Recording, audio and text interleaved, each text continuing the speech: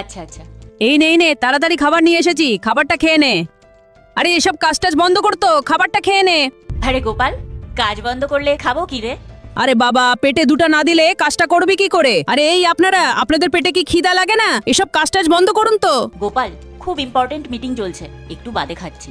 আরে hello madam, এখন lunch করছে, লাঞ্চ টাইম শেষ হলে আবার কল দিবেন। গোপাল, এসব কি হচ্ছে? তুই কলটা রিসিভ করে আবার কেটেও দিলি। ইম্পর্টেন্ট কলও তো হতে পারতো।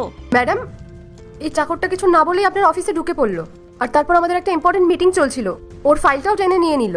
আর যখন আপনার একটা ইম্পর্টেন্ট কল আসলো, সেটাও নিজে নিজে রিসিভ করে কেটে দিল। হ্যাঁ ম্যাডাম, মেঘা তো একদম ঠিক কথাই বলছে।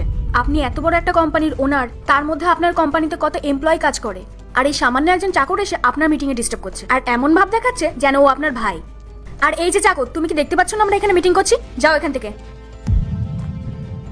আমাকে ক্ষমা করে দিবেন ম্যাম সাহেব, আসলে ওনা সকালে না খেয়েই চলে এসেছে, আর ও যদি খালি পেটে থাকে তাহলে ওর তো শরীর খারাপ হবে।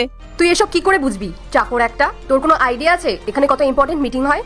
কত বড় বড় মানুষ আসে এখানে, আর সবার না একটা ড্রেসিং সেন্স থাকে, কিন্তু তোর তা নেই। কি ছেঁড়া ফাটা জামা পরে একটা চলে এসেছিস।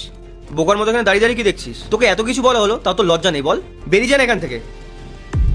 আমাকে ক্ষমা করে দিবেন, আমি আসি। গোপাল দাঁড়া। আচ্ছা, তোমরা যে তখন থেকে ওকে উল্টোপাল্টা কথা বলে যাচ্ছ, তোমরা কি জানো ওকে? কে ম্যাডাম? ওর চেহারা দেখেই তো বোঝা যাচ্ছে যে এই কোম্পানির চাকরি হবে। ও আমার ভাই হয়। ম্যাডাম, এটা আপনি কি বলছেন? ও আপনার ভাই? না না ম্যাডাম, এটা কি করে হতে পারে?